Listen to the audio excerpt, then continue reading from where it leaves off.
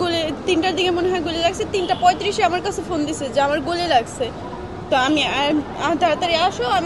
তারপরে আমি আমার ননদ আর আমার ননদের জামাই 3 জন আমরা গেছি, যাই অ্যাডভান্স দিয়ে আবার অ্যাডভান্সে নিয়ে গেছি, অ্যাডভান্স মেডিকেলে। তারপরে ওনারা বলতেছে ওখান থেকে যে তাড়াতাড়ি পঙ্গুতে নিয়ে যান। তারপরে কোনো গাড়ি ঘোড়া ছিল না রাস্তায়, একটা গাড়ি ছিল রিক্সা, উনিও যাইতে চাইছিল না। তারপরেও জোর জবরদস্তি করে ছাত্রদের ভয়ে তারপরে উনিও গেছে। যাওয়ার পরে উনি রাস্তায় শুধু বলছে আমার হাজবেন্ড যে ভাই একটু তাড়াতাড়ি যান, আমার জানটা তো বাঁচান, আমার তাড়াতাড়ি আমাকে একটু নিয়ে যান। আর সারা রাস্তা আমাকে শুধু ধরে বলছে আমি মনে হয় পুরোপুরি যাইতে পারবো না, আমার মনে হয় পুরোপুরি নিতে পারবো না, তুমি একটু আল্লাহ করো। তারপরে আল্লাহ করছে উনি, আমরা পঙ্গুতে নিয়ে যাইতে পারছি। নিয়ে যাওয়ার 10 মিনিটের মধ্যে ডাক্তার দিয়ে দিছে রক্ত, অনেক ব্লাড গেছে শরীর থেকে, সব সিএনজি, আমার পুরো শরীর দিয়ে রক্ত পড়ছে, তার রক্ত।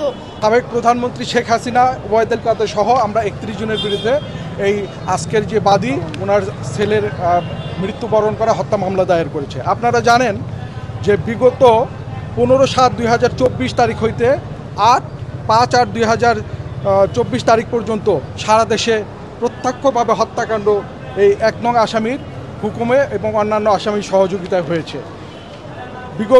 এরই ধারাবাহিকতা বিগত 19/7/2024 তারিখে এই আজকের যে মামলার বাদী ওনার একমাত্র ছেলে ভিকটিম মোহাম্মদ মিজানুর রহমান সামান্য একটি মুদি দোকানদারি করতো, সেই মুদি দোকানে সে খোলার জন্য যায় এবং পথিমধ্যে তাকে গুলিবিদ্ধ করে মৃত্যুবরণ করে।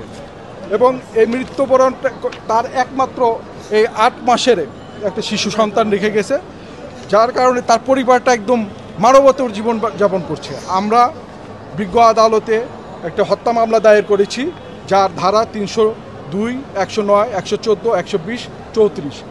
আমরা বিজ্ঞ আদালতের কাছে বাদী জবানবন্দি দিয়েছেন এবং আমরা ঢাকার আইনজীবী সমিতির বিজ্ঞ সিনিয়র বৃন্দ সহ অনেক আইনজীবী বক্তব্য রেখেছি এবং উপস্থাপন করেছি। বিজ্ঞ আদালত আমাদের সাবমিশন শুনেছেন এবং এটা এফআইআর হিসাবে সংশ্লিষ্ট থানাকে দেওয়ার জন্য নির্দেশ প্রদান করেছেন। আমরা বিজ্ঞ আদালতের কাছে ন্যায় বিচার প্রত্যাশা করি। আমার একমাত্র ছেলে আর এই শেখ হাসিনা এবং আরও অন্যান্য সহযোগিতায় এই আমার ছেলেকে 19/2024 তারিখে গুলিবিদ্ধ হয়, 19/7/2024 গুলিবিদ্ধ হয় বনশ্রী জি ব্লকে।